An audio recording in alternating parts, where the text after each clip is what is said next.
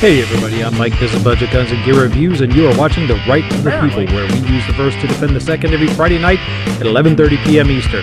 So uncover your keyboards, fire up your fingers, and come join the conversation.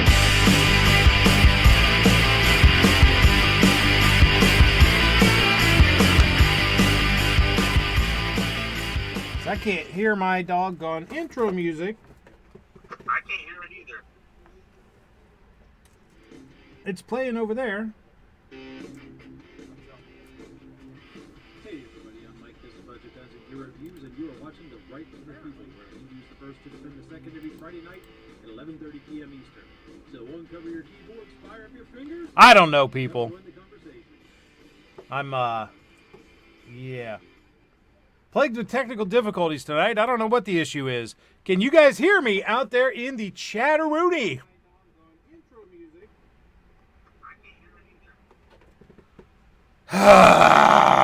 You know, I even did this test earlier so that I could avoid technical difficulties, and yeah, I'm having nothing but technical diddlies. Love it. Love it!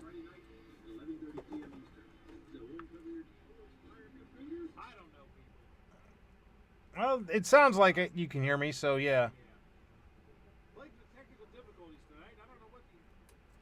Okay, hey, folks, as always, it's amateur hour. So, yeah, you get what you pay for, right? The best in free entertainment. Anyhow, this is Friday, February 14th, Valentine's Day. Mwah. Love all y'all. And you are watching The Right of the People, where we use the first to defend the second. Got a lot to talk about. Bloomberg and his money are on the march all across the fruited plain, as Rush would say. And, yeah, I'm going to tell y'all all about it because, you know, that's how we roll here. Yes, Gloomtech, it is most definitely a carbon-based error somewhere. Yes, absolutely. Anyhow, before we get into that, I would like to welcome my esteemed panel, which, as of now, just consists of Squibload. Squib, how you doing, sir? Yes, this is technical support. Sir, have you tried plugging it in and unplugging it? Have you tried powering it up and powering it down? Yes, I actually had to do that earlier. Yes. So, I did. Hey, they can hear me, they can hear you, I can hear you, and I can't hear me except, you know, other than normal. So, everything's all good. Yeah. So, I wonder, is Night Strike in Roll Call still going on with their Quark Fest? First, they hit poor Gary, and let me see. Are they hitting me up? Maybe we need to chat battle them. Drag them over here, kicking and screaming. Tell them if they want to be on a show, come be on a good one. Yeah, oh wow. Look at that. They are still going on their Quark Fest. Nice. Wonderful, guys. Let me see. You know, there's this thing called playback. So the people that are still over there can watch tomorrow. They can listen tomorrow morning over their coffee. No? I just told him nice Quark Fest, jerks. Shots fired? All right. So enough with them. They can do their thing. A lot of slurred speech over there. Yeah, I figured that. All right. So let's go ahead and get into this today. Our wonderful topics. First off, oh, you know what, though? I'm forgetting to, I'm just being awful damn rude and not saying hello to everybody out there in the chat. So let me do that first, because you're the reason I'm here, folks, is you. So thanks for stopping in, people. I appreciate you coming over here and choosing us for your fine entertainment needs. Got G23 was the first out here earlier. Guy that comments wanting to know if I, by any chance, have or like budgies. No, my wife does not like birds, so I do not own birds. If I could own birds, I would very happily own a cockatoo because I think they're hilarious, particularly when they get mad and start cussing at you. They're wonderful. But the wife doesn't like them, so no birds here. Andrew Faulkner is here. Dan Thompson's here. Cody Cooks is here. The Gun-Toting Pacifist is here. Glimtech Arms is here. Bo Weevil's here. Clovertack is here. And, yes, everybody who's awesome is already here, right? If I didn't catch your name out there in the chat and didn't mention you, hey, say something. That's the only way I know you're here. If you have anything to say, if you're watching on the replay, please leave it down in the comments below, because I do like this format. I've said time and time again that this format is great because it's a two-way conversation here. You know, it's not just me and Squib or whoever else I have on the panel. It's you guys too. No, I said cockatoo, not the other G23. Come on, man. It's supposed to be a family-friendly place. Although it was very difficult for me not to say giggity after that. So I guess I can see where you're coming from. But at any rate, Midnight says, okay, I'm done with Night Strike for tonight. LOL. Yep. All right. At any rate, let's go ahead and go into our main Topperoonies, which I did not set up properly. Man, this is irritating me to no end. Here we go. In our first topic tonight, from redstate.com. This is from February 11, 2020 by Alex Parker. Virginia's House has just banned America's best-selling rifle and approved the confiscation of ammo. And away we go. On Tuesday, in a near-party line vote, the Virginia House of Delegates passed a bucket of gun control proposals. The anti-gun legislation made it through the chamber 51-58, with all Republicans and even several Democrats voting against it. Check out the roll call here. And Stephen shows a tweet by Stephen Gutowski that shows the roll call vote on the bill. Included in the package, a ban on the sale of several guns labeled as quote-unquote assault weapons. Hello, Mr. Guns, how are you? Included in that category, the best-selling hunting rifle in America, the AR-15. Democrats had initially tossed around the idea of a mandatory buyback program, but that was 86th. However, the bill grants to state officials the right to confiscate certain types of high-capacity ammunition. And what they mean by that is high-capacity magazines, quote-unquote. HB 961 marks the second time the House has approved a gun control package in just the last few weeks. In late January, it okayed a load of gun restrictions comprised of red flag laws, universal background checks, and a law limiting firearm purchases to one per month. Now both bills make their way to the Senate, where Democrats lead 21-19. And how does Governor Ralph Northam feel about the proposals? He's for them. He's got 2 more years in office, and he's jazzed to help out. Of course, as you may have heard, not everyone feels the same way as Ralph, and some of those are council members and cops. Hence, a stunning assortment of declared gun control sanctuary cities, as they covered on the linked article. Also, as a result, the rally, which we all know drew 22,000 to 25,000 people. Things aren't looking good in Virginia because both sides are rising up. When that happens, a fight is upon us. Hopefully, what passes all the way through the state government and what is demanded by the citizenry will somehow work its way to being the same. Otherwise, there's ugliness ahead. As for gun laws in general, unfortunately, murderers don't obey laws. So there's that. Stay tuned for more. Surely more is coming. What do you suspect that will be? Let us all know in the comments section. So there you see that the Virginia legislature has started off right. They've passed through their House this slate of gun control proposals that their governor is all for and the people are all against. Well, at least the people who don't live in, 2 or 3 counties and a couple cities. Everybody else in the state. This is the whole reason why. This is just a smaller scale version of why we have an electoral college in this country. when it comes to picking the president. Which, by the way, Virginia is trying to sign on to a compact to award their electoral votes to whoever wins the national popular vote in an effort to skirt around the Constitution because, you know, the anti-freedom folks can't stand that document in the slightest.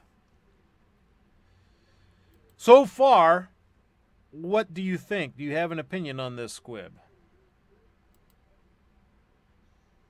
I think that the Democrats that didn't vote for it were thinking about getting reelected. This is where we're going to see just how well this sanctuary county, city, state thing actually works. Yep. Absolutely right. This is where the rubber will meet the road here. They're using Virginia as a test ground to see if they can do this in other states. And unfortunately, it's going to have to be a test ground for how well our sanctuary movement stands up. It's going to be a petri dish, and hopefully nobody gets an infection. Yeah, that's about it. Because, well, I don't know how well the state law enforcement officials are going to uphold their oath to preserve, protect, and defend the Constitution. It's going to have to be up to the local people. And I say that because of this article in Breitbart. This is from by AWR Hawkins from February 10th, 2020. Virginia State Police refused to rule out door-to-door enforcement of suppressor ban. During a Monday morning phone conversation, the Virginia State Police Public Relations Department did not rule out knocking doors to enforce a suppressor ban. Breitbart News called the Virginia State Police and noted Democrats are passing legislation to ban various firearm accessories. We specifically mentioned the suppressor ban, which is currently moving through the state legislature, and asked if Virginia State Police will go door to door to get those. The public relations official did not respond with a direct answer, yes or no, on going door to door. Rather, she said, no laws have gone into effect, no laws have been formalized or finalized. She said they do not do the speculation because nothing's been passed into formal law, but made clear that their job is to, quote, enforce and comply with the laws once they are on the books. So, and it's also the same legislation which bans suppressors, also bans the high-capacity, quote-unquote, magazines. They didn't go ask them about going door-to-door to collect the magazines, though. But there you have it, that, their statement from their public relations officer is saying, we're tasked with enforcing the laws that are on the books. So it sounds like if they pass it, they'll do what they have to do to enforce it. So I think that you're right, Squib, that this entire thing is going to be a test of the 2A sanctuary movement, whether it's going to be the county level, the township level, the city level, what have you, as to whether or not those local officials are going to enforce these unconstitutional infringements by the state level officials. So, suppressors being an NFA item, all that paperwork and stuff is federal, but you still have to report it to your local law enforcement. Correct. So the sheriffs or the city police are going to have the records of who has the suppressors. Yep. I would think that the state police would have access to that database, or they could at least gain access to it, so they know who has the suppressors. Yep. This is also going to prove, if this happens, and the state police do it because they're following the governor's orders, and they're saying, we're the state police, we have jurisdiction everywhere, you can't stop us, even if the sheriff says, we're not doing this, the state police go in there and do it. It also proves the whole registration leads to confiscation, right? Yep. Absolutely it does. That would be the only mechanism by which they could do it, is based on the fact that because you have to register your suppressors, because you have to gain permission or at least notification anymore of the CLEO, the chief law enforcement officer in your area, they already know that you have it. And if they want it, they'll come get it. And anything else that they don't think you should have while they're at it. because you're crazy if you think they're going to actually stop at the specific items to be seized on a warrant. I mean, they've shown that they don't give a fig what the Constitution says, so why they don't care about the first, they don't care about the second. Why would they care about the fourth, the fifth, the sixth, seventh, all of them? They don't care. So we're getting down to why. Why is this happening? What has changed? What, particularly in Virginia, it has a long history of being a Second Amendment friendly state, being a gun friendly area. They have a tradition of that. Why the change? Well, those of you who've been paying attention know exactly why they changed. Because during this last election cycle, a boatload of anti-gun leftist Democrats which is not the same thing as a more conservative Democrat, but the anti-gun leftist Democrats were put into office in Virginia. They were elected. And how were they elected? Well, through the auspices of one outstandingly, horrendously wealthy anti-gun billionaire called Mike Bloomberg. But he doesn't just have his money in the pockets of leftist anti-gun Democrats at all. He also has his money in the pockets of some Republicans, because this is not a Democrat-Republican thing. This is a leftist anti-gun versus pro-freedom thing. Which, if you're anti-gun, you're anti-freedom, in my book. This is from the New Virginia Press from February 10th, 2020. Does it have a byline? I don't see a byline, so I can't tell you who wrote it. GOP delegate reported 44,000 from Democrats, then voted for gun control. For weeks now, the new Democrat majority in Richmond has been ramming through a host of gun control bills on a regular basis. But some of the Democrat-backed attacks on Virginia gun owners are being supported by Republicans, too.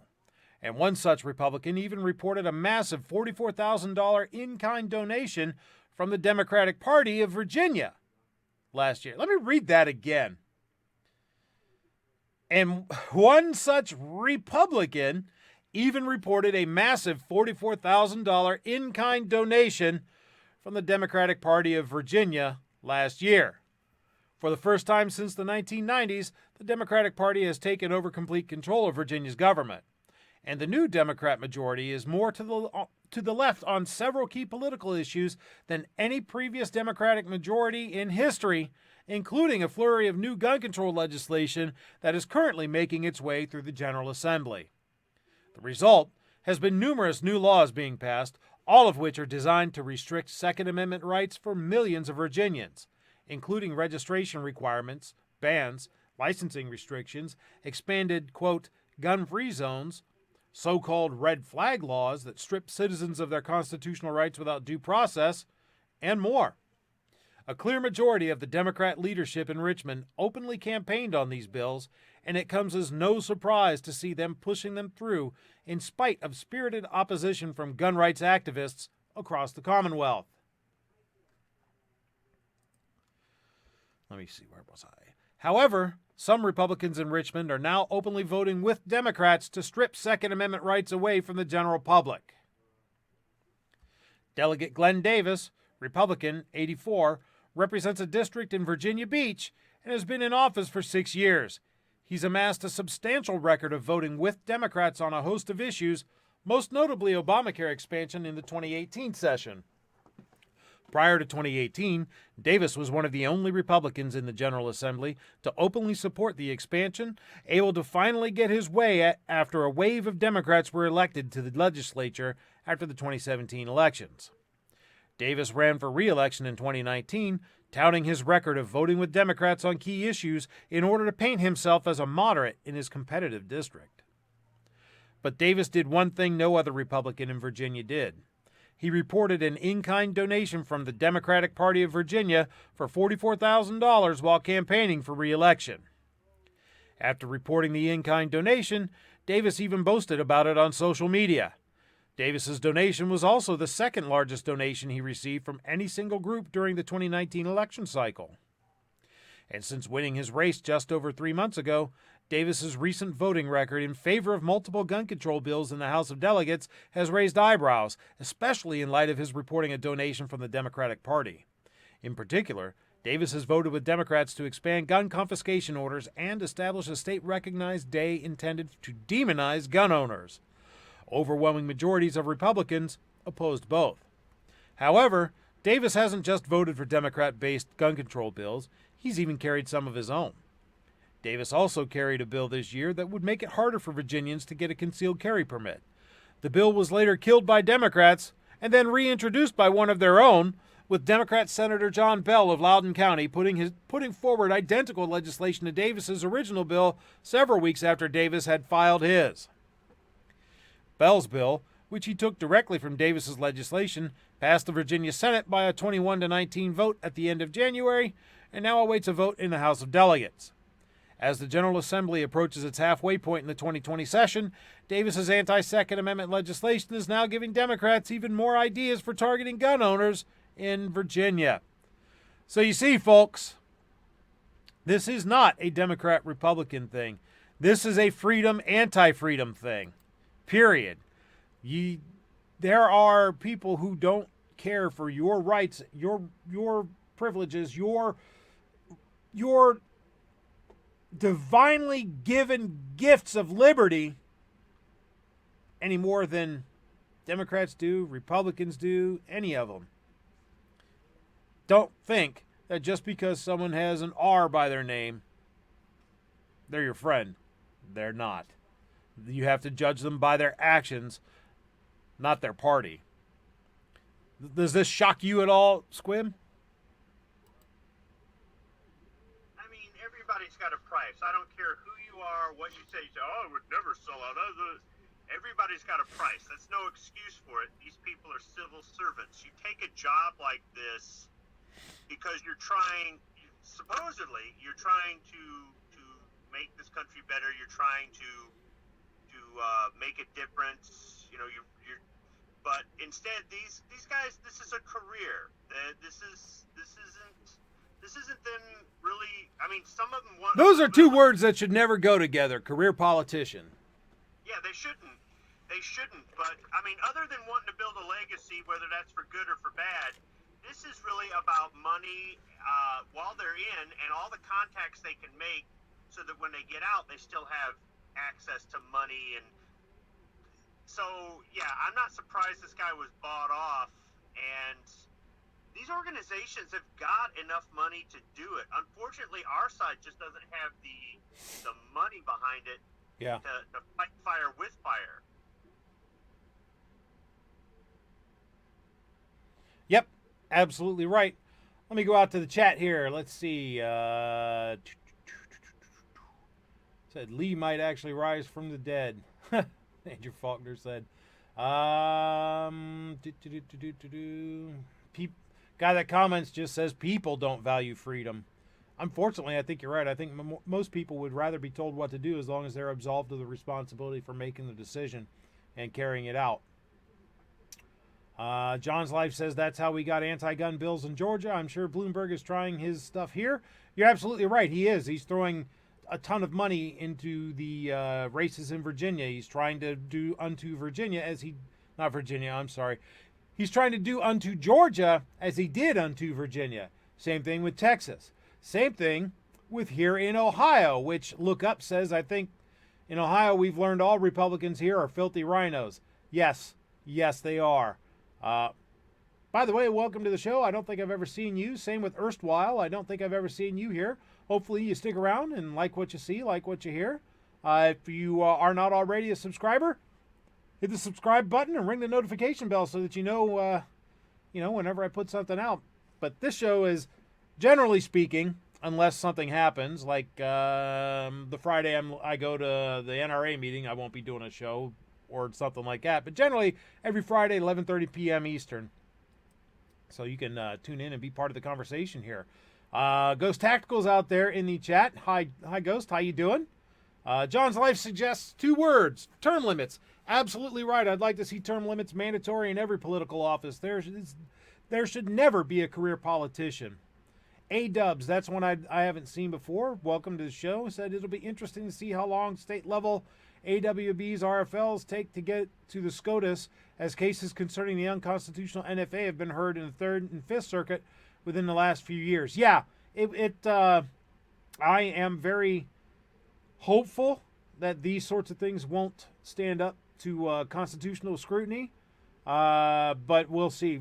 First they have to, there has to be someone damaged, and it has to filter its way through the federal court system to get to SCOTUS.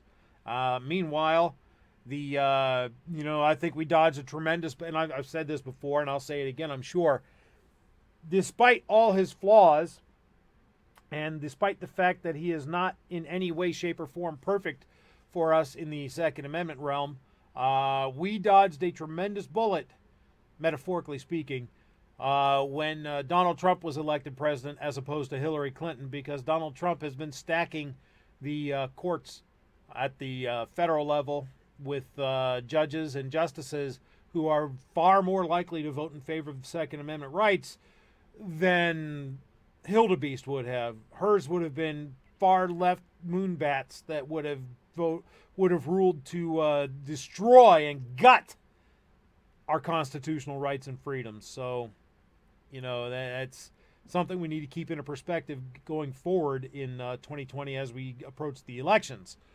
But speaking of, here in Ohio, and our Republicans being a bunch of filthy rhinos, the rhino-in-chief here in Ohio has his hands in the what I suspect to be the Bloomberg cookie jar as well. This is from Cleveland.com from February 11, 2020 by Andrew J. Tobias. Dark money group set up to promote Governor Mike DeWine's gun bill. Columbus, Ohio. Supporters of Governor Mike DeWine's gun reform bill are turning to a new tactic to try to get the bill through the Ohio Senate. A political nonprofit called Standing by Ohio has launched a digital and direct mail ad campaign apparently aimed at pressuring the Senate to pass the bill, which last receives a committee hearing in December. Clicking on Standing by Ohio's ads redirects users to the group's website, where they can fill out prompts to contact their state senator. The website includes a form letter that begins, "It's our responsibility to protect our children. I urge you to take action and work with legislators on both sides of the aisle to pass Governor DeWine's Strong Ohio bill." The group also is sending political mailers promoting the legislation and directing people to its website, standbyohio.com. Got that in the mail yesterday, and he shows a picture of the flyer that they sent. The website prominently features quotes from DeWine, Senator Matt Dolan, a Chagrin Falls Republican who introduced the legislation on DeWine's behalf, and Dayton Mayor Nan Whaley, who emerged in 2019 as a prominent national voice for increased gun control after the mass shooting in her city last August. Standing by Ohio is organized as a 501c4 organization and bears the hallmarks of a dark money group that's designed to conceal its financial supporters. James E. Terrell III, a Washington, D.C. attorney who specializes in political nonprofit law, filed paperwork in Virginia registering the group on August 20th. He did not immediately return a message seeking comment. As a 501c4, the group is allowed to engage in political activity as long as it's not the majority of its activities, and it's not required to disclose its donors. The group has spent $8,000 on Facebook ads, with different versions of the ads naming 5 Republican state senators, Senators Louis Blessing, Andy Brenner, Stephen Huffman, Teresa Gavarone, and Bob Hackett. According to the social media platform's ad transparency portal, a contact phone number the group provided for Facebook went straight to a message saying its voicemail hadn't been set up yet. The group's website is hosted on an IP address owned by Majority Strategies, a major GOP political firm with close ties to DeWine and other Ohio Republicans. A company official didn't immediately return a message. Dan Tierney, a DeWine spokesman, said the governor is aware of Standing by Ohio's ads, but hasn't seen them. It's a bill that will save lives in Ohio. He obviously supports the bill and wants others to support the bill as well, he said. DeWine's gun bill calls for voluntary background checks for private gun sales and increased state penalties for negligently selling a firearm illegally. The governor is also asking to allow involuntary hospitalizations for drug and alcohol abuse, thus denying the people involved access to firearms, toughen state penalties for a number of gun-related crimes, and require warrants, court orders, and other actions to be entered into the state and federal background check databases. DeWine, a Republican, began developing the legislation shortly after the August mass shooting in Dayton, in which a gunman opened fire in a popular downtown night spot, killing 9 and wounding 17. The bill faces an uncertain future in the state legislature, where Republican lawmakers are skeptical of gun control measures. State legislative leaders were non-committal when asked last week if the bill might pass in 2020. So, in Ohio, money from somewhere, I guess I can't say for absolutely certain sure where it's coming from, since it is a dark money group, but money from somewhere is pouring into the state to fund this anti-gun stuff.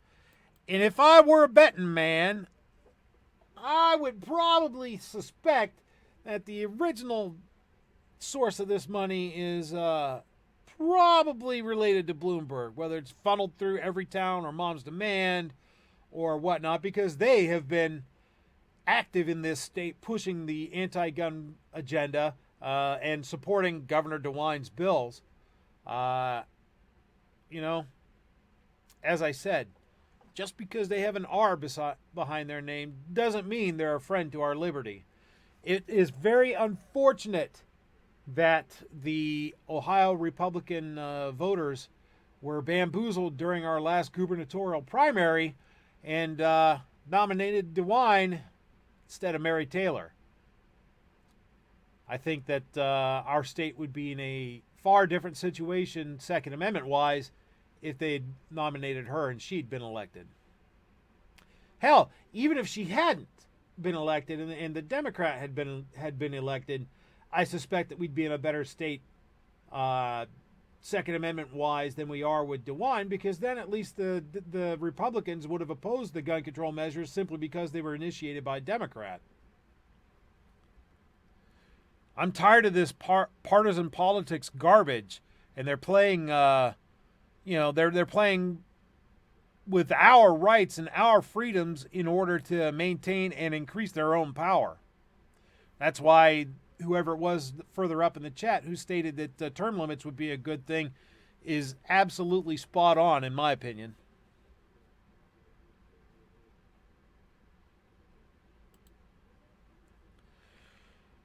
But fortunately, not everybody's taking this lying down, and there is some pushback. Most notably recently, what? No, I did not mean to click on that. Most notably recently in Virginia, hundreds of gun rights supporters spoiled Bloomberg campaign's Arlington, Virginia gun control rally. This is from February 11th, 2020, from The Truth About Guns by Jeff Holbert. Once upon a time in Virginia, a little emperor named Michael Bloomberg threw a gun control party, but gun rights advocates crashed it, bigly. And what a party it was. Unfortunately, we neglected to RSVP. Spoiler alert, this story has a happy ending, with Michael Bloomberg's presidential campaign bus veering off into a political ditch at its final stop in Virginia on Sunday night. Night Strike, Budget Guns and Gear, love you. Yeah, I know what that means. Anyhow, that's because members of my Patriot Picket crew joined forces with the Virginia Citizens Defense League and others to give the arriving Bloomberg team a Second Amendment welcome, one that absolutely undercut the boisterous gun control festivities that they had planned for the evening. Spoiler alert number 2. The media came to cover the Bloomberg event, but our Second Amendment crowd hijacked the coverage and flipped the media narrative to be a story about Bloomberg's opposition. That's a win, but more about that in a moment. Almost 200 Second Amendment supporters massed on the sidewalk outside Bloomberg's brand new campaign office with signs and bullhorns to greet the Bloomberg Gun Violence Prevention Tour when it pulled up in the overwhelmingly liberal Northern Virginia enclave of Arlington for a Second Amendment infringement gala. The fly in the anti-gun punch bowl, however, was that our impromptu gun rights rally attendance was 2 to 3 times the number of the Bloomberg minions gathered inside. In addition to the VCDL members that mixed with our Patriot Picket squad, we were also supplemented by the ARFCOM regulars who made their own entrance. With a drummer at the front, they marched up the sidewalk in formation with banners held high and bullhorn blaring to rendezvous with us.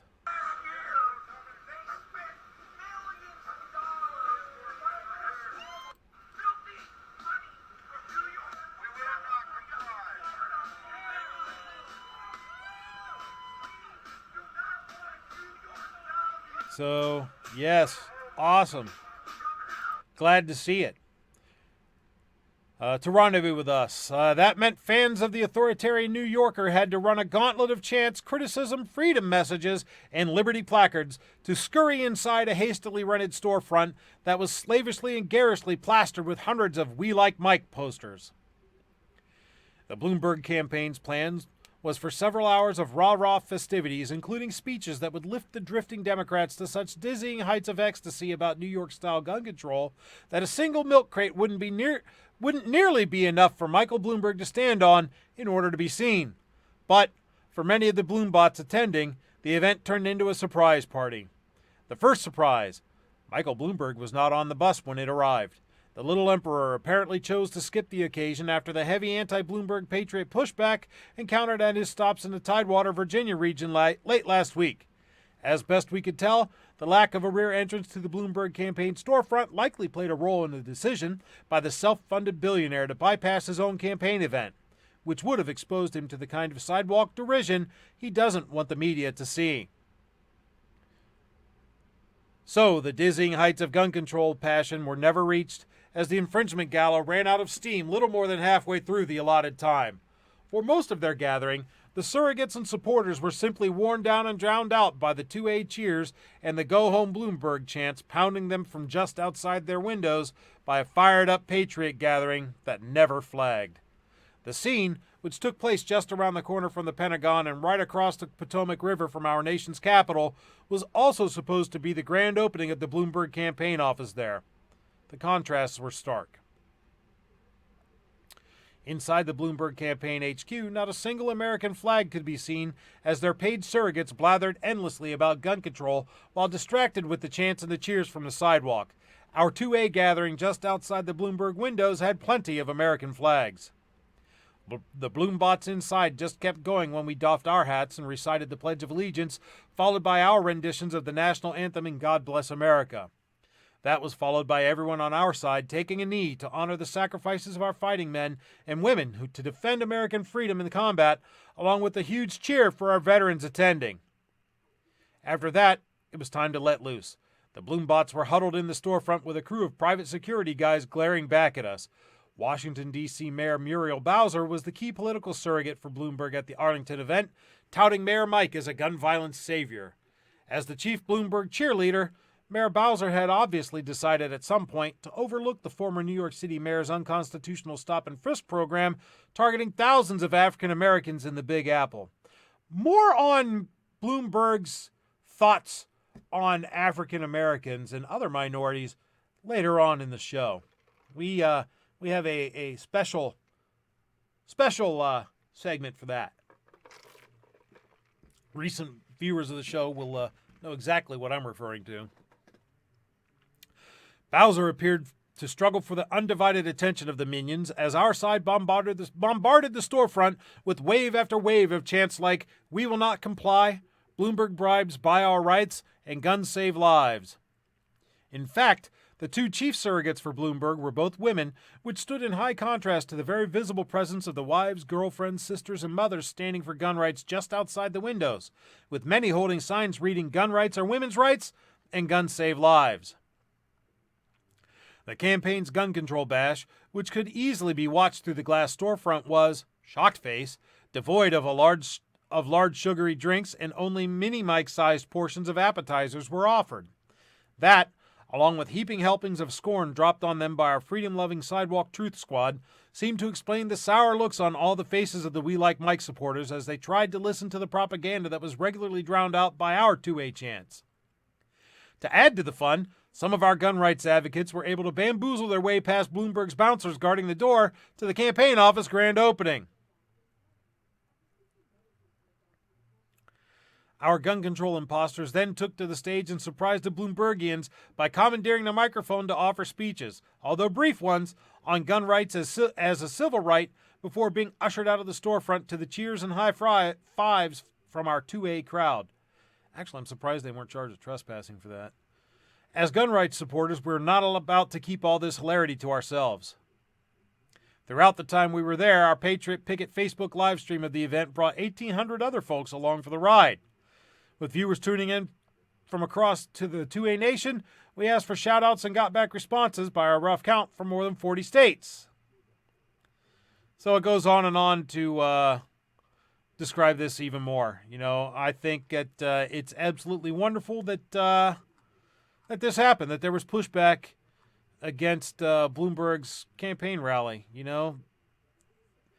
Although on the one side, I kind of hate to see us using the same tactics that they do, but on the other, you know, why not? What's good for the goose and being good for the gander kind of comes to mind.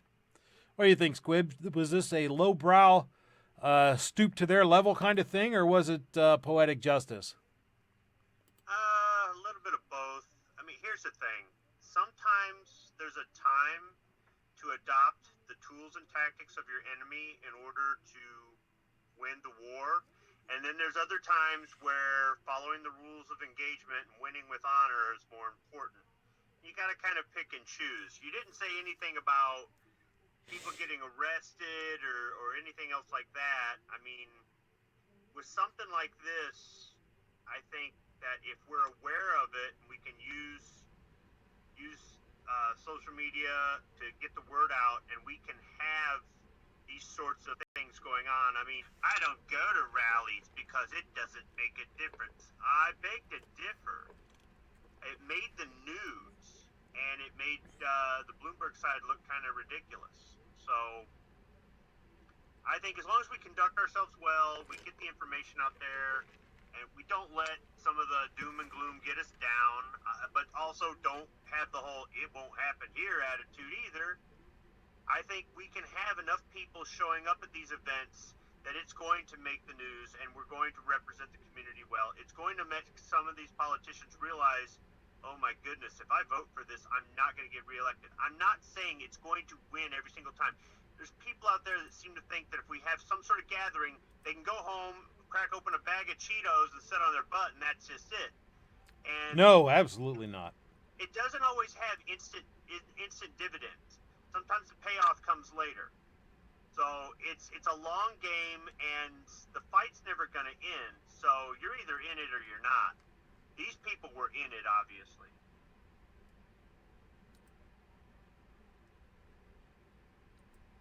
Absolutely right. They were in it, and that's what we need. We need engagement like that from everybody everywhere. You know, there are times when a small number of people can make a tremendous difference, as happened there. I mean, look, they prevented the tyrant himself from coming. So that's awesome. Let me go out to the chat for a bit. Blah, blah, blah. Again, Night Strike says, yeah, love you. Yep. I hear you.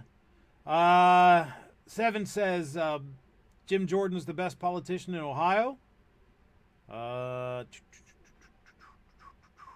Look Up says, DeWine is a snake. Yes, absolutely, no doubt. Musket term limits. Let's see. Charles Darling says Bloomberg's an idiot. Well, I agree with you. Seven says Bloomers is the most dangerous person in the U.S. today for the 2A. I agree with that, too. He is single-handedly behind the entire gun control movement financially. He's the one propping it up with his billions. Let's see. Look Up says of all the things to do with the money he has, he attacks peaceful gun owners. New York Outcast. Hi, Rob. How you doing? Says, it's always amazed me to see how the crazy or dumb people end up with all the power and money. I should have worked harder at being a dumbass. I hear ya. Let's see.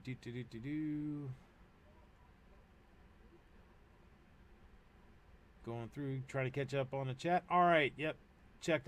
Caught up on the chat. Well, this isn't just confined to Virginia and Ohio. Unfortunately, this sort of attempted tyranny, which that ought to be a crime. That should be a criminal charge. It should be a felony, attempted tyranny. Anyhow, this sort of attempted tyranny is not just in Virginia and not just in Ohio. It is, as I stated earlier, as Rush would say, all across the fruited plain. Let's go to this piece from The Truth About Guns by Dan Zimmerman, February 11, 2020. Maryland assault weapon registration bill would charge gun owners up to $1,000 per firearm. When you think of heavily gun-controlled states, names like New York, California, and New Jersey immediately come to mind. But don't sleep on Maryland. The eat crab or die state has long been at the forefront of the Second Amendment rights abrogation, and a new bill entered in the state's House would move the old line state way up on the hashtag #GunSense hit parade. HB 1261, authored by House Speaker Adrienne Jones, along with Representatives Vanessa Atterbury and Eric Ludke? That's how I'm going to pronounce it. Eric Ludke was introduced Friday and would ban a range of firearms after October 1st. It would also require those already owning assaulty-looking guns to register them. And we all know what follows registration, right? But what makes the bill fairly unique is the escalating cost of registering assault guns or copycat weapons that kicks in after the bill's deadline. Registering with the Department of State Police before January 1st, 2021 cost Marylanders nothing. But then, complying with the law would require emptying your wallet. Here's the bill's escalating penalty, which he crossed out, fee schedule. On or after January 1st, 2021 and before May 1st, 2021, a registration fee not exceeding $290 per firearm. On or after May 1st, 2021 and before November 1st, 2022, a registration fee not exceeding $580 per firearm. And on or after November 1st, 2022 and before May 1st, 2023, a registration fee not exceeding $1,000 per firearm. What happens if you fail to register your gun at all before May 1st, 2023? Prosecution, of course. A person who lawfully possessed an assault long gun or a copycat weapon before October 1st, 2020, and who registers the assault long gun or copycat weapon subject to the penalties in Section 4-306 of this subtitle. A person described in subparagraph 1 of this subparagraph is guilty of a misdemeanor and on conviction is subject to imprisonment not exceeding 1 year for each incident in which the person is discovered with unregistered firearms. Assault long guns has already been defined in Maryland law. House Bill 1261 lists a range of assault pistols that would be banned, guns like the Tech 9, the Czech Scorpion, Uzis, and the like. Oh, and copycat weapons under the bill means any gun that has one of those really disturbing features like thumbhole stocks, forward grips, barrel shrouds, yada yada, and the ability to discharge through firing action any of the following rounds. 450 Bushmaster, 5.56 millimeter, including the 5.56 by 4.5 11 millimeter NATO and 223 Remington, 7.62 millimeter, including 7.62 by 3.9 13 millimeter, 308 Winchester, 7.62 NATO, 7.62 by 51 millimeter NATO, 30-14 carbine, 7.6, I guess it's 30 carbine, maybe the 11 and 12, that's typos or something that's in there somehow. 30 carbine, 7.62 by 33 millimeter, or 300 AAC Blackout, 50 BMG, 5.7 by 28 millimeter, or any other round determined by the Department of State Police to be capable of penetrating the standard body armor worn by law enforcement officers when fired by the pistol. No ambiguity there, huh? There's much more that's equally egregious, but you get the idea. Again, you can read the bill here, and he gives a link to it. Will Maryland's Governor Larry Hogan sign such a bill if it gets to his desk? Don't bet against it. So, yeah. The forces of tyranny, who are already thick on the ground in Maryland, are trying to get even thicker. But, as they say in the infomercials, wait, there's more. Let's see, this is... in Arizona, long held to be a gun-friendly state, they're introducing yet more skullduggery into the 2A rights debate, which really was settled back in 1791, but I digress. Anyhow, from concealedcarry.com, Arizona Anti-Gun Bill, Senate Bill 1625 submitted by Joshua Gillum from February 10th. Not even Arizona, a longtime stronghold for Second Amendment and gun owners, is immune to the idiocy of the anti-gun movement. Historically, Arizona has celebrated being one of the most gun-friendly states in the country. If a certain group of anti-gun politicians from within the state get their way, it won't be for long. Senate Bill 1625 was introduced on 2/6/2020, and if passed, will effectively change Arizona gun laws. This is really bad stuff. There is a lot of text to this bill that you can read in its entirety here, and they give a link. But to summarize, here are some of the bigger points. Assault weapons are banned unless registered. Large capacity magazines banned. Firearms registration annually renewed, so you have to renew it every year. Storage laws. Assault weapons may not be purchased or sold, and a lot more. Also, according to this bill, an assault weapon has a very wide definition that will end up in a sweeping ban on most types and brands of firearms. It can be described as semi-auto rifle that has capacity to accept a detachable magazine. Semi-auto pistol or any semi-auto rifle with a fixed magazine has capacity to accept more than 10 rounds. Sounds like the standard boilerplate, this is all the stuff that we don't like list. It goes on to state that anyone who's found to be in violation of these proposed violations, thankfully they're not laws and hopefully never will be charged with either a misdemeanor for first offense and up to a Class 5 felony for subsequent violations. So as you can see, this would be a sweeping bill if allowed to pass. It's strongly encouraged that if you live in Arizona, that you contact your state representatives and inform them on how you feel about this baloney. If you want to remain one of the best states for gun laws, stop this crap in its tracks.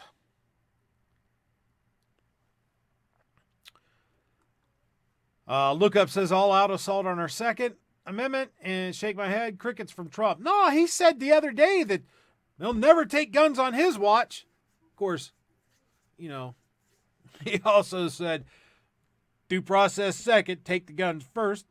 He also said bump stocks are bad and you shouldn't have bump stocks.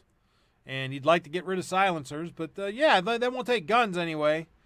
He has a strange interpretation of what is gun-friendly, I guess, of what the 8-year assault on her Second Amendment rights being over means. You still with us, Squib?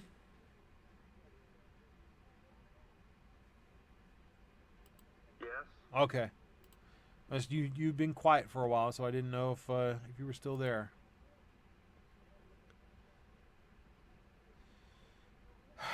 Speaking of Arizona, though, it's getting even worse because there is a school district in Phoenix that's jumping on the gun control bandwagon. Phoenix School District requires parents to learn gun storage safety. Phoenix Union High School Board voted to require a parent or guardian to read and sign a gun storage safety form. This is from 2/11/20. An organization of moms against gun violence is applauding a recent decision by the Phoenix Union High School Board. The board voted unanimously last week to require the parent or guardian of the district's 27,000 students to read and sign a gun storage safety form. Or what? Because you know what? I think I would turn that form back in with some of my dog's yard droppings, some of my beagle eggs wrapped up within it. That's how I think I'd return it. This is just an obvious thing we can do to prevent future tragedies, said board member Layla Alston. The Secure Storage Notification Resolution requires that gun storage and safety information be included in the student handbook of all 27,000 students of the district's 20 high schools. The resolution was prompted by the groups Mom Demand Action and Students Demand Action for Gun Sense in America. In other words, Michael freaking Bloomberg.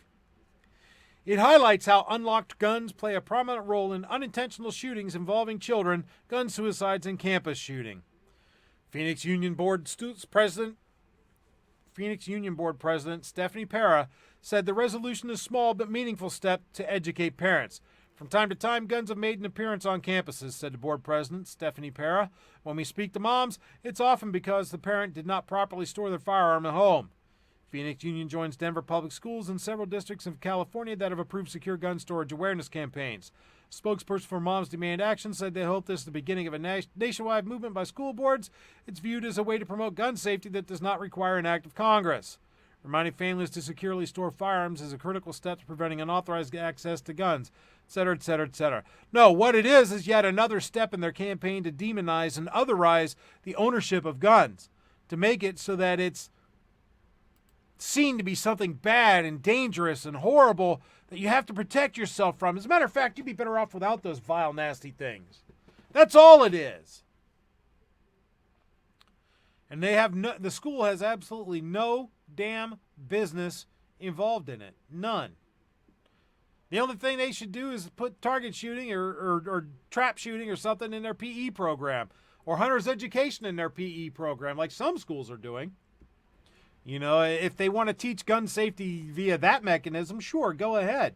But don't gun safety, quote unquote, that's nothing but thinly veiled gun control. I don't know, am I mad about nothing here, Squib? They're there to educate your children in a government-owned building. Nothing more, nothing less. This is an invasion of your home. So, I look at it as, it's none of your damn business if I have guns, and it's none of your damn business how I store them in my home. Until there's some sort of state law requiring me to store them, and in which case you wouldn't be the one enforcing it. It's just none of your damn business. Exactly.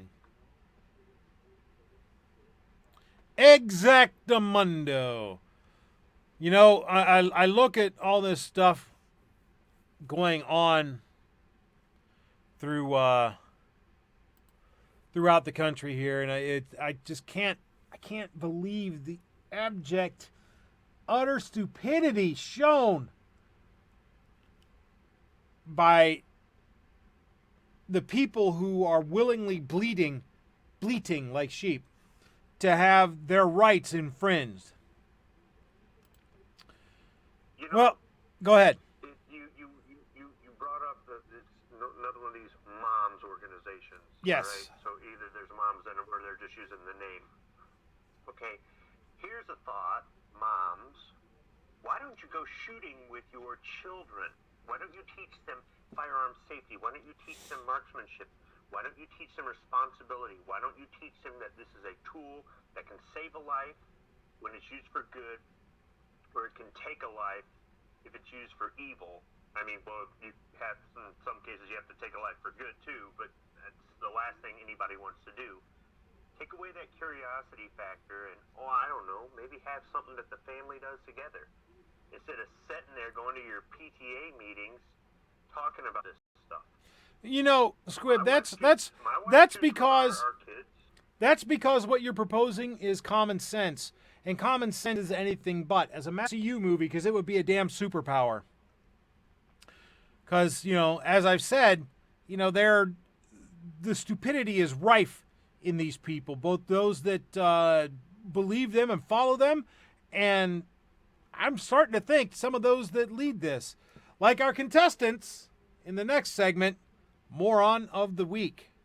And now prepare yourself for another tale of stupidity in this episode of Moron of the Week.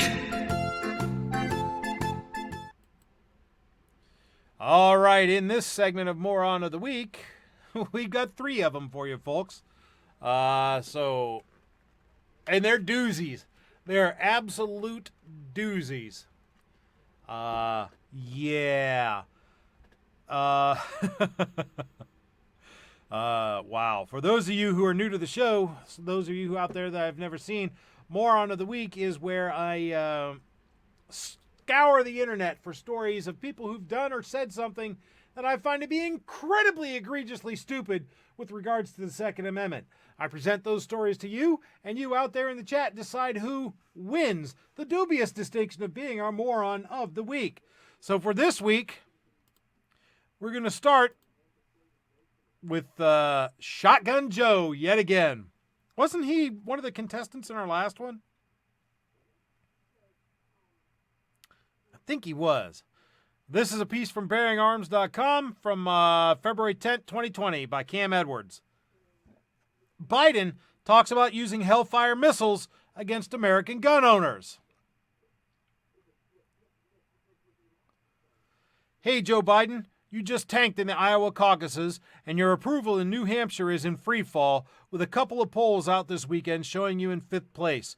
What are you going to do to right the ship? Oh, you're going to talk about the Second Amendment? Yeah, that should work. Biden, those who say the tree of liberty is watered with the blood of patriots, a great line, well, I guess, what? The fact is, if you're going to take on the government, you need an F-15 with Hellfire missiles. There's no way an AK-47 is going to take care of you. No, and by the way, those who say the tree of liberty is watered with the blood of patriots, a great line. Well, guess what? The fact is, if you're going to take on the government, you need an F-15 with Hellfire missiles. There's no way an AK-47 is going to take care of you if you're going to take on, you're worried about the government coming down, knocking down your door. And so... Doesn't he remember what happened to Swalwell after all this? Didn't he misquote the statement? Yeah. The tree of liberty is watered with the blood of patriots? I thought it was tyrants. It's both. Patriots and tyrants. But he forgot the tyrant part because, being one of them, he only wants the Patriots' blood on the tree. Yeah, that should go over well in the live free or die state. The former vice president took a page from Eric Duke Nukem Swalwell's campaign by threatening to use military force against American gun owners who would resist his gun control agenda at a campaign stop in New Hampshire over the weekend. It's unclear from Biden's rant what exactly would trigger him to call out a Hellfire missile strike on gun owners who object to his gun control plans, but it's an idiotic argument to begin with. Let's just say for the sake of argument that things got super squirrely here in the United States and we did end up with an awful situation of armed resistance to government tyranny. The United States is a lot bigger than, say, Vietnam or Afghanistan, two places that have shown that the doctrine of asymmetric warfare is alive and well as a military strategy, even in a day and age of Hellfire missiles and armed drones. Tactically speaking, I don't think Biden is correct. Beyond the tactical misfire, however, Biden is making a huge mistake by nonchalantly threatening to bomb American towns and cities because he's bothered by a quote from Thomas Jefferson. I would argue that by invoking the threat of military force against Americans who don't comply with his gun control laws, Biden's just, I'm sure he meant, dug himself a hole that's going to have a hard time climbing out of. I believe that Americans are concerned about the deep divides in this nation, but Biden's comments only serve to exacerbate them. Biden's been talking up bipartisanship on the campaign trail, but that message of reaching out across the aisle is completely negated when he starts talking about firing Hellfire missiles at recalcitrant gun owners in Montana or the wilds of Western Virginia. It didn't work out well for Swalwell's campaign, and it's not going to help Biden in this bid to become president. There are 100 million American gun owners and 400 million privately owned arms in this country. Biden's not going to be able to strike us all down with Hellfire missiles, no matter how much he might want to. It's a silly talking point, and no one that dances right around the fact that we're already seeing resistance to gun laws in places like New York, New Jersey, and California, where compliance rates for new bans on firearms and magazines are in the single digits. That's the reality that Biden and other anti-gun politicians have to deal with, and threatening airstrikes isn't a realistic strategy. In fact, it's a call to tyranny. So there you go, folks. Joe Biden is our first contestant for our Valentine's Day Moron of the Week. You have something to say on this, Squib, with your experience? Yeah, it's time for the whole veteran card to get pulled. Uh-oh. As an aircraft ordnance, as an aircraft ordnance technician, you can't fire a Hellfire missile from an F-15. It flies too fast. It's designed for helicopters and slower moving aircraft. Once the drone is prop driven, it's slow moving. So something slow moving like a drone or a helicopter is what you use a Hellfire missile. Now, for those who don't know what it is, it's a small laser-guided missile that's anti-tank. You could use it against a building. It is precision because it follows a laser to the target.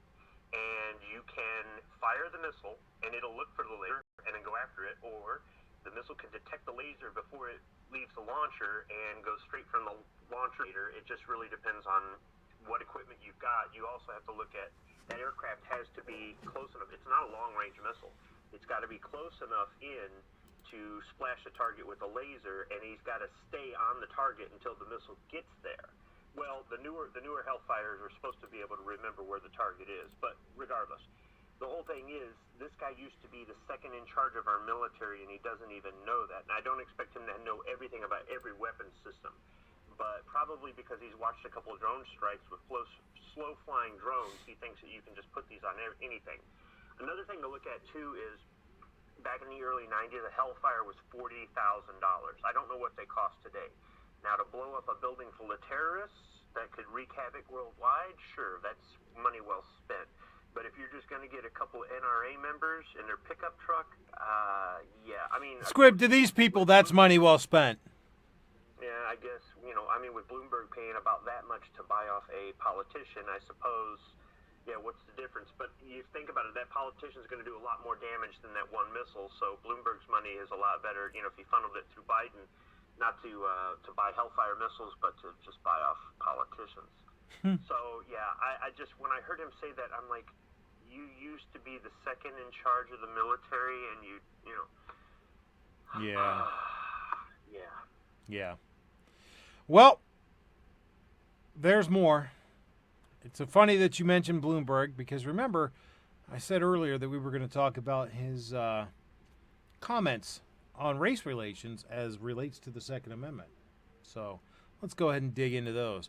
Contestant number 2 for Moron of the Week for our Valentine's Day edition. In a piece from Breitbart, Bloomberg suggests banning young minority males from gun ownership. By A.W.R. Hawkins, February 7, 2015. 15, yes, this is an older one, but given that Bloomberg is in the news at this point and is running for president, I figure he's going to qualify. Speaking to the Aspen Institute on February 6th, Michael Bloomberg said cities should ban young minority males from owning guns, both as an effort to reduce crime and to keep those minority males alive. According to the Aspen Times, Bloomberg addressed a variety of topics, and after commenting on poverty and education, he discussed guns. The Times reported that he said cities need to get guns out of the hands of persons who are male minority and between the ages of 15 and 25. He claimed that 95% of all murders fall into this category and that taking guns away from them will not only reduce crime, but it will keep them alive. Bloomberg said male minorities from the ages of 15 to 25 do not have a good outlook on life and think they're going to get killed anyway because all their friends are getting killed. He also said that having a gun is a joke for them, that it's a joke to pull the trigger. Imagine if, and I hate to say this, but just imagine if Donald Trump said some shit that was even a quarter of the way like that. Just imagine the great wailing and gnashing of teeth that would happen in the media, the aneurysms and exploding heads that would happen in the liberal left politicians. But, this is the guy that a lot of them want to vote for and want to have be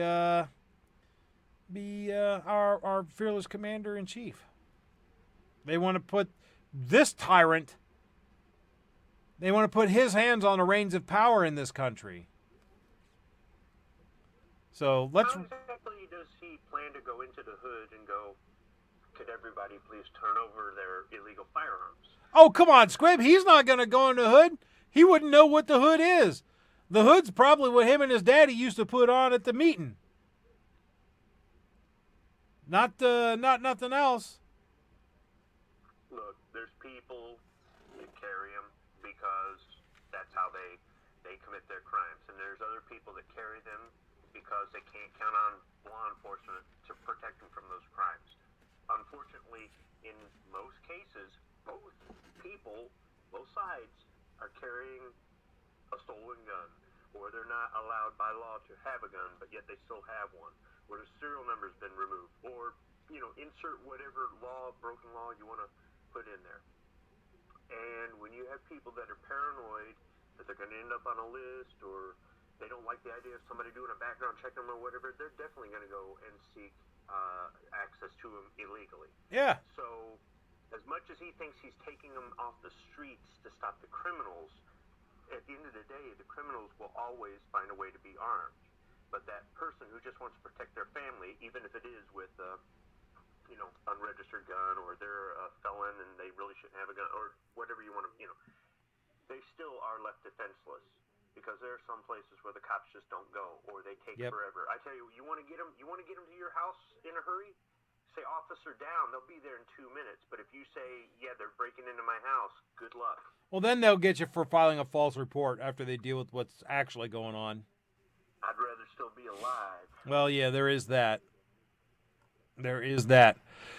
Well, and last but certainly not least on this week's list of candidates for Moron of the Week,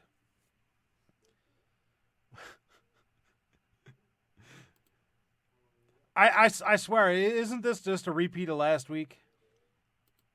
Because you're going to see these names keep coming up. I know. I know. This is a piece from Bearing Arms by Tom Knighton from February 11, 2020. AOC blames gun rights for NYPD assassination attempt. Representative Alexandria Ocasio-Cortez says a lot of things that make no sense to anyone with half a brain. One of her most recent was when she argued that it was physically impossible to pull yourself up by your bootstrap because, apparently, the concept of a metaphor completely escapes her. And this bent is college-educated. Remember that. However, she apparently wasn't content to stop at that particular flavor of stupid. Oh no, she had to double down. How so? By blaming the attempted assassination of 2 NYPD police officers in the most gun-controlled city in the country on the GOP and the NRA. 2 New York Police Department officers were shot over the weekend in what New York City Mayor Bill de Blasio characterized as an attempt to assassinate police officers. In response, Representative Alexandria Ocasio-Cortez, Democrat, New York, lashed out at Republicans and the National Rifle Association. When asked to respond to the incident, Ocasio-Cortez did not condemn the shooter, but instead recited Democratic talking points. This is not my district, but our thoughts are with all the officers and people impacted by this shooting and the epidemic of gun violence in this country, Ocasio-Cortez said. Perhaps you would get less mixed up if Mitch McConnell stood up to the NRA and passed common-sense gun safety measures to reduce shootings. Wow. Just wow. Now, again, New York City is probably the most gun-controlled city in the nation. It's difficult to even buy a gun legally in the Big Apple, much less carry one. The person who carried out this attack broke numerous gun laws in order to do so. And yet, the NRA and Senator Mitch McConnell are responsible because, why? The shooter in this particular case used a semi-automatic handgun, not some vicious AR-15. There are no bills being discussed that would have prevented those from being sold.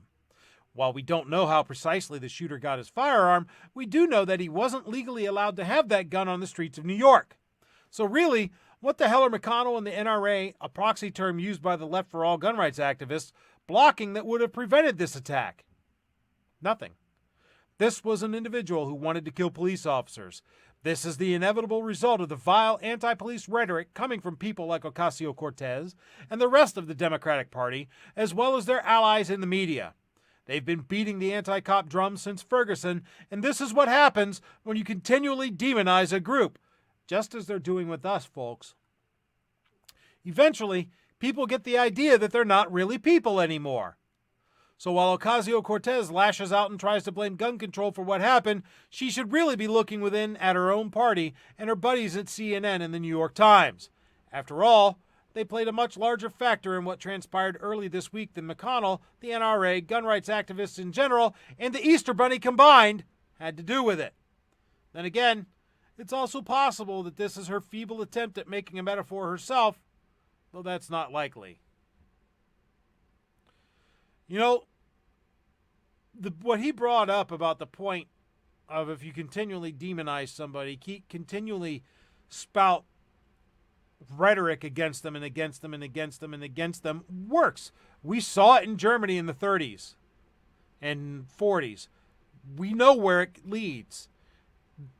You don't think that they're not deliberately trying to make all of us outside of the cities look like ignorant boobs, look like hicks and rubes with shit on our feet so that they can feel superior to us, so that we're not really human? Kind of, Untermenschen, that they can do whatever the hell they want to with us and make us do whatever the hell they want us to? You're damn right that's what they're doing. So I don't know necessarily that she's stupid or that she's following the playbook to the T. But she is definitely our third contestant this week. So, Squib, who do you think should win the dubious distinction of being the Valentine's Day 2020 moron of the week? Joe Biden, Michael Bloomberg, or Alexandria Ocasio-Cortez? It's another time where I'd really like to pick all three, but since I can, I'm going for Crazy Uncle Joe. Shotgun Joe. Now here out there in the chat, this is where you get to tell me who is the moron of the week. Shotgun Joe, Mikey Mike, and the Funky Bunch, or AOC. Starting now.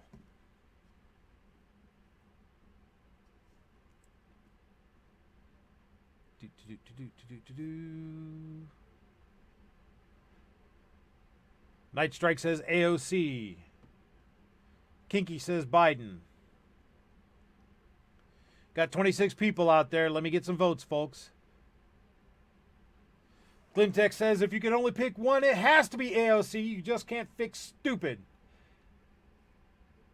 7 says AOC has an unfair advantage on going with Bloomberg.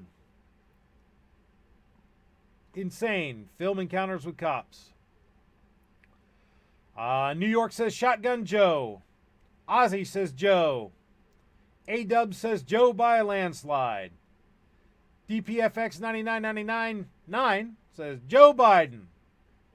Patriot says Bloomberg. Biden doesn't matter and neither does AOC.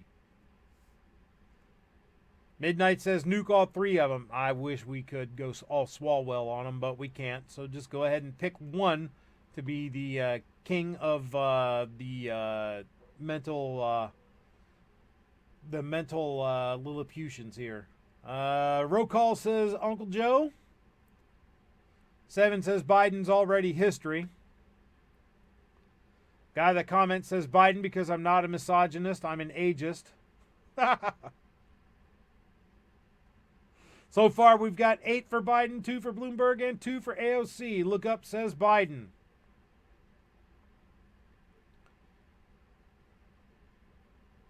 Anybody else?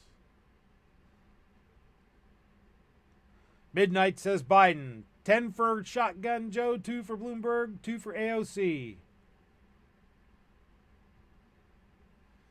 And I'm going to go ahead and call that. G23 says Uncle Joe is sneaking up on me. Yeah, I'm sure I hope not, because he might breathe softly across my neck, and I don't want that. Charles Darling says Bloomberg. But I think it's pretty evident who's going to win this election anyway, and that is Shotgun Joe, Uncle Touchy Biden. You are the which is fitting because he's such a loving man, and it's fitting that he's the Valentine's Day 2020 moron of the week. And there we had another tale of stupidity in this week's episode of Moron of the Week.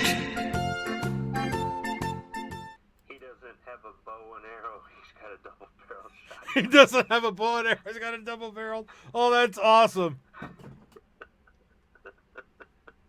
He'll hit you with birdshot like Dick Cheney. Yes. That's awesome. At the end, self-defense shoutouts are not where I'm reveling in the proposition that the bad guy took a dirt nap. It's where I'm reveling in the proposition that the good guy had the means, method, and opportunity to prevent the bad guy from making him take a dirt nap. And that, folks, is what it's all about, in my humble opinion. So let's go to shoutouts. First up, from K105.com, from February 7th, 2020. Fearing for his family's life, Ohio County homeowner shoots prowler multiple times. Believing his family was in mortal danger, an Ohio County homeowner has shot a prowler multiple times. Ohio County Sheriff Tracy Beatty said that Thursday night at approximately 9:50, his office responded to a report of a prowler at the residence of 318 Highway 85 in Centertown. With deputies en route and while on the phone with Ohio County Dispatch, the caller advised that her husband had shot the prowler, according to Beatty. Upon police arriving at the scene, deputies found the prowler, Adam Harden of Livermore, on the ground next to the front porch suffering from multiple gunshot wounds. The homeowner, Mark Stewart, told deputies that he confronted Harden near the back of his residence. After the verbal confrontation, Stewart retreated toward the front door of his home with Harden following, Beatty said. Stewart continued to advise Harden to stop or he would shoot, with Stewart telling deputies that he believed his family's lives were in danger. Beatty said that when Stewart got to the front door, Harden continued up the steps and onto the porch, where Stewart shot Harden 4 times with a .22 caliber handgun. Harden was transported to Ohio County Regional Hospital with life-threatening injuries, Beatty said. Harden is believed to have been under the influence at the time of the shooting. The incident remains investigation, I guess that should say under investigation, and the case will be presented to the grand jury for further review, according to Beatty. So good for you. You used what was available to defend yourself and your family from the depredations of someone who is most likely bent on nothing good for you and yours. Next up, from WPXI.com, Texas ice cream shop owners fight back, fire shots at robber. This is by Bob DeAngelo from Cox Media Group National Contact Desk, February 10th, 2020. Harris County, Texas. A husband and wife team did not stand idly by when a man attempted to rob their Texas ice cream shop.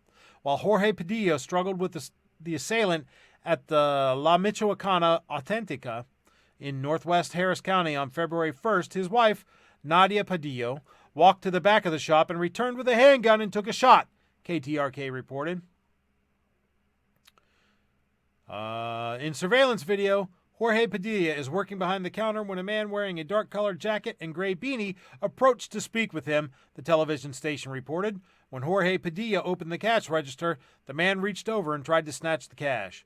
That's when Nadia Padilla stood up from her seat, made sure her children were safe in the back of the store, and retrieved her weapon, KTRK reported.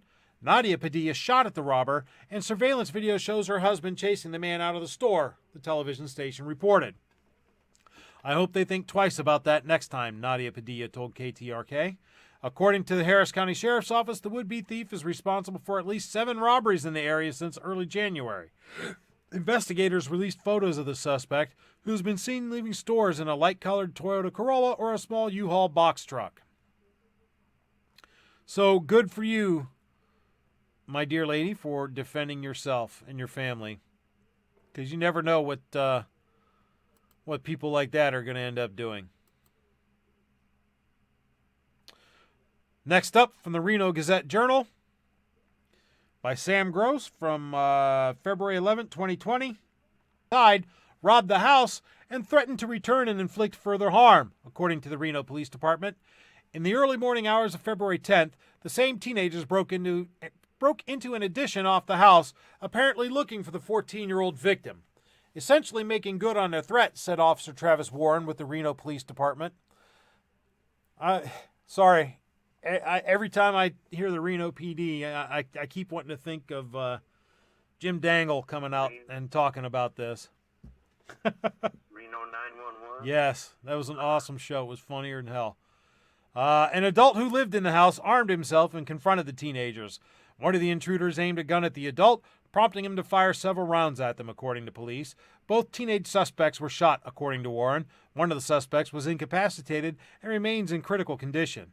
The other was shot in the leg, fled, and was later arrested after taking himself to a hospital. A fire was also started in the addition during the confrontation, Warren said, but the cause of that fire is still unknown at this time. RPD is not releasing the identity of the suspects because they're juveniles. So far, no charges have been brought against the adult who opened fire, and hopefully there won't be. And last, but absolutely not least, Midnight Range says Reno 911 was a documentary, not a show. No, dude, it wasn't in your kitchen. This is from KOIN.com. Vancouver homeowner shoots, kills suspected burglar. By Elise Haas and Jacqueline Abad, Coin 6 News staff. From February 14th, 2020. Portland, Oregon. A man was shot and killed while breaking into a home overnight, according to Vancouver police. Vancouver PD responded to what they believe was a burglary around 10:20 p.m. in the Riverview neighborhood along Southeast Beach Drive.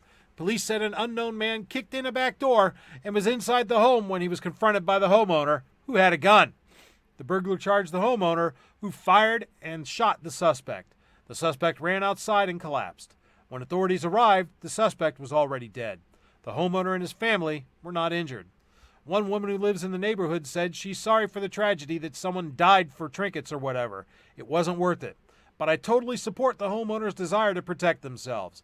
Mike Murphy, who lives nearby, said it seems people are more desperate and brazen these days. Homeowners have a right to protect themselves. You can't just expect to break into somebody's home, and there's not going to be repercussions to their actions. Murphy said it's a nice, quiet area. You just don't think there would be those kinds of people down here, up to no good. The Major Crimes Unit responded and is continuing to investigate this deadly home invasion. Coin 6 News will continue to follow this story. So there you go, folks.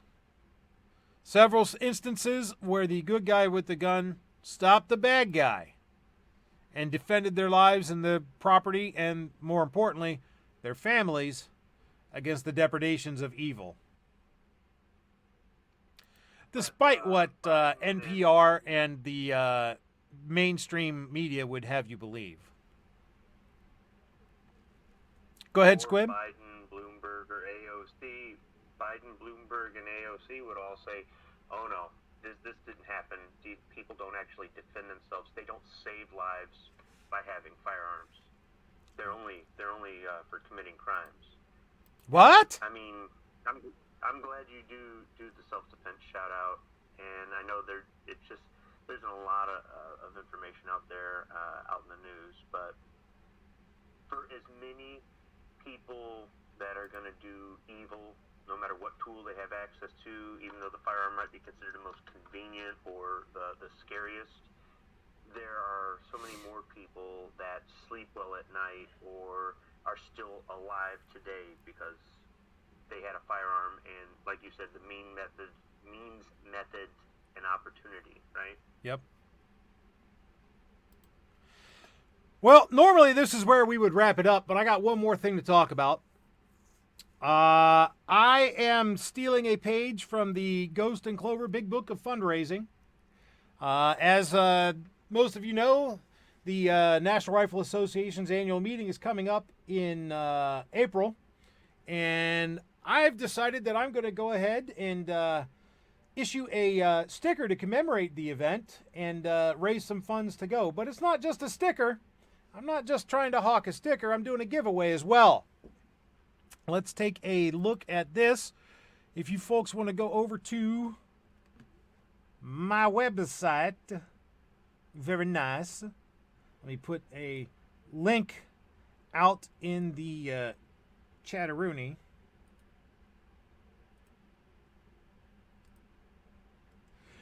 You will find the design for the sticker that I'm going to be having created to commemorate the Nashville Annual Meeting 2020, and a description of what it's about.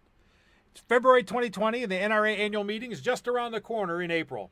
That being the case, I took a page from the Ghost and Clover Big Book of Fundraising and designed a sticker for you fine folks.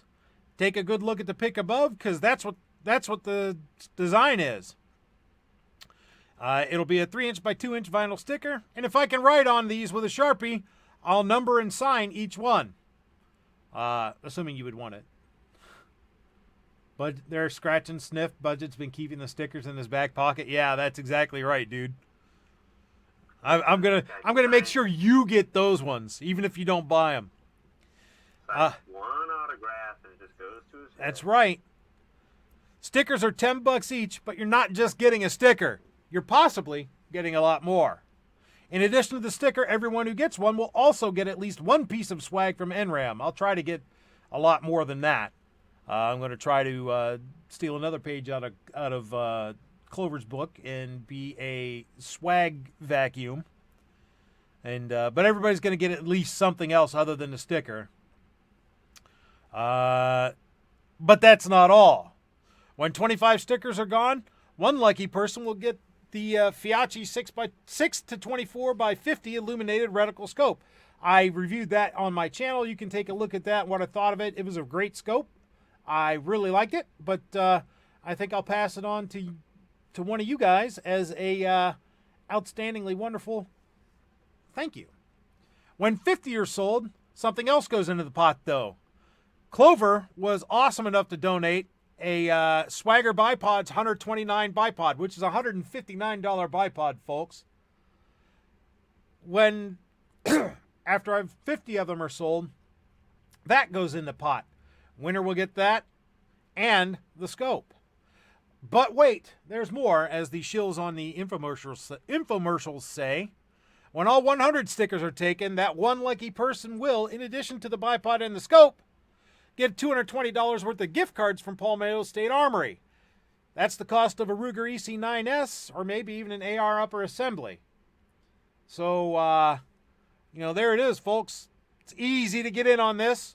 This is going to run until April 10th at 11:30 p.m., and that's when I am going to announce the winners on my Right of the People show for that week. When I get back from NRAM, everything will be, because, I got to go collect swag. I'll ship out all the stickers and the one lucky person's prize package. If I can find up some other stuff, and drum up some other stuff, I'll put some other stuff in there and maybe make a second prize and a third prize too. So we'll see how that goes. But if you guys want to grab some, head on over to www.budgetgunsandgear.com.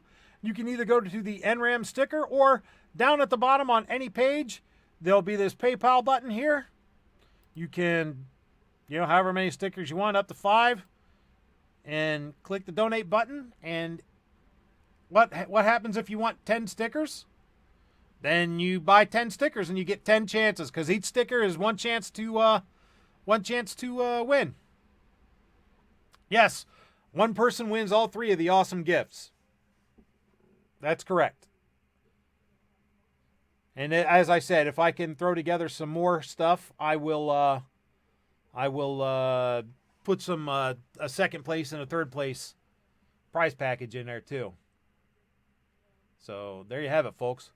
Go check that out over on budgetgunsandgear.com and get some stickers. As I said, each sticker is one chance to get it. So, you just buy one, that's a 1% chance. Buy 10, that's a 10% chance. So, go check it out.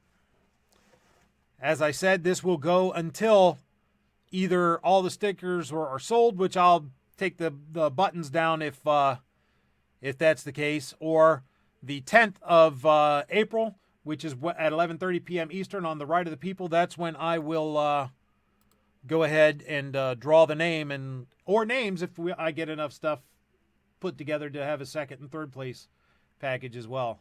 So, and that, I don't know if you guys have been over to Palmetto State recently, but that is the cost of a Ruger EC9. That's what I based it off of, because, I have one. I did a review on that, and I thought it was an awesome gun. I think anybody else out there would like it too, but I didn't want to, hassle with shipping a gun. So I'll buy some gift cards and send them to you. You can get whatever you want there. You want to put it towards an entire rifle? Hey, go right ahead. There's a couple $100 of it. That's awesome. So check it out. Share it, please. Share the page so that, on your social media and whatnot too. If if you can't buy anything, that's awesome. Give it a share. That way, the message spreads, and somebody can get some cool stuff. That being said, I'm going to go ahead and wrap it up now that I've been my shameless self-promoting whore, and I'll give Squib a chance to do the same. So go ahead and make any plugs that you want, and any words of wisdom, Squib. I was just checking Google Maps. I can make Nashville in 10 hours according to it. I thought it was further away than that. Yeah, it's like 8.5 for me, dude. Yeah. Well, thanks for the invite to the show, and I think you covered a lot of stuff tonight. So I'm glad you were able to get all that information out there, and I'll see everybody around the interwebs. Oh yeah, tomorrow, Rick's Life as I See It is live from the Crossroads of America, his Saturday show. That's at 3 p.m. Eastern. That's the only time zone that matters. That's right. Check it out. That's right. I want to say thank you to all you out there in the chat. I appreciate you guys being there, particularly those that have been from beginning to end. I still can't believe you spend this much time with me on a Friday night. I can't believe there's 23 people out there on a Friday night on Valentine's Day, listening to me go on and on and on and rant and rave and bloviate about all this garbage. I am humbled and amazed. And as always, I want to leave you with the same admonition I do every week. In these dark and dangerous times, tell your Congress critters and elected representatives what you think. Let them know that these unconstitutional infringements on our rights and liberties will not be tolerated, and we will not comply with them.